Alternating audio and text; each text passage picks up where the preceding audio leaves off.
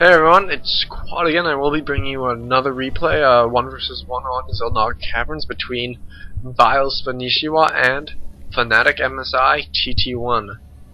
So, first of all, let's go into the plays a bit. If you don't know who Spanishiwa is, obviously you don't really pay attention at all to modern day, I guess, StarCraft. Inventions or innovations, so to speak, as Spanishiwa is credited with the Spanishiwa builds, so to speak. Basically, what it is Spanishiwa, he just doesn't make units until like 10-12 minutes into the game, and pretty well, it's actually just kind of cool, just because it's just Spanishiwa just chills there. He sits with spawn crawls, he sits there with queens, and then he just kind of boss modes it up with drones. Like at 9 minutes, I think I've seen a game where he's at 70 drones at 9 minutes, so it's just ridiculous. His strategy is, I'm just going to turtle hardcore for the first 10 minutes of the game, and then just absolute kick the shit out of you with a lot of Zerglings, a lot of Infestors, and a lot of Ultralisks.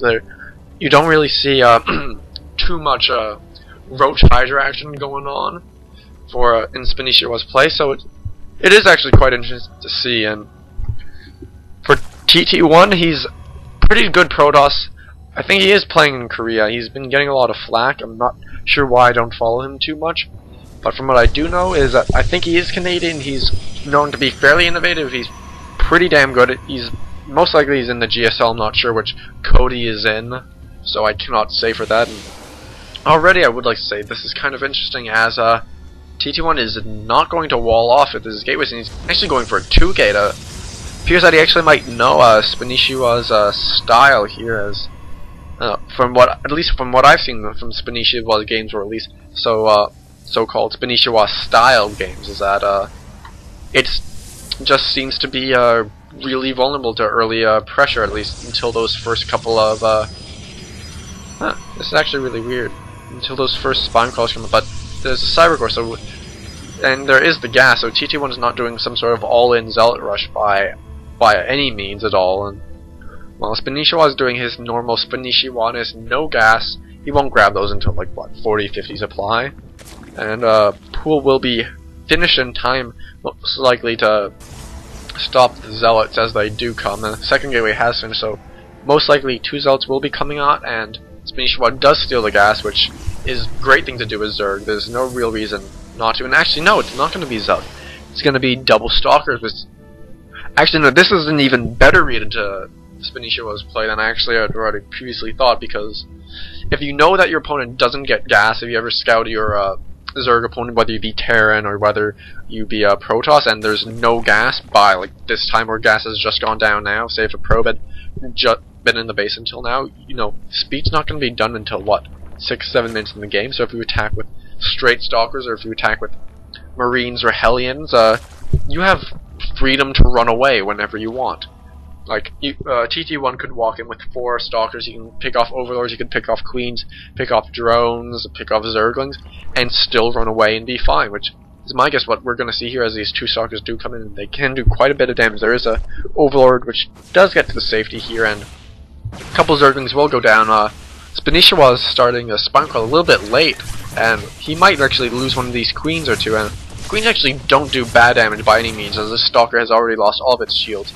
One Queen is a little bit wounded, not too much. One spawn call might be forced to cancel, and these Queens are actually chasing after the wounded Stalker, and they are going to continue to attack the spawn call, which may not go down. But this Queen actually is in trouble. It's off creep, made her go down. 2 shots left, 1 shot left, and actually, there we go. Finally, it's down. The spawn call does finish, which should be enough to scare these Stalkers away, and they will most likely run away when TT1 decides to actually issue the order. And here they go. They're actually going to still walk around a bit, and now, like right now, you can see just TT1 making a great read. He does have Menabog boost has just started for Spanishiwa, and these Stalkers are king up until that's finished. Like, they can run away from Zerglings as long as they want, and by putting on this pressure, TT1's been able to get down his own expansion, actually a lot earlier than a normal 3-gate, and Forge does go down, so most likely Cannon. Yes, Cannon's down just to prevent any sort of counter attacks, because this does leave you open to counterattacks such as that. So this is actually incredibly well thought out. TT1 has done his homework, and my guess is that I'm not sure. They may have been playing customs that you can tell by VileSpanishiwa being yellow, as I think he does prefer, and TT1 green, which I don't know. I haven't seen enough TT1 games to comment on his TT1's color preference as of yet. But yeah, normally if it was ladder, they'd be red, they'd be blue. So if this is some sort of show match that I did not hear of, TT1 has most likely been preparing for this. But I would just assume this is a random, just a random custom game. They're probably friends, like a lot of the pro players are. They chat, they work on new strategies together, and yeah, that's about it. Probe actually transferred away just in time. Great little micro there from TT1. Absolutely love it, and you can see Spanishiwa now starting to do his stuff. Hallmark of Spanishiwa, absolute boss mode creep spread. It's 8 minutes, and look, this creep spread is already approaching the Zelnogga Watchtower.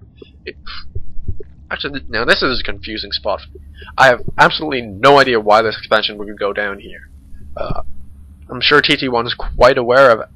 Actually, no, I do like this, because up till now, TT1 has shown like quite extensive insight into Spanishiwa's build and playstyle, and Spanishiwa does expand very early, and TT1 obviously should know that. So if some other push would be coming up, TT1 might angle it to right here, as this is the most likely spot for Zerg early third.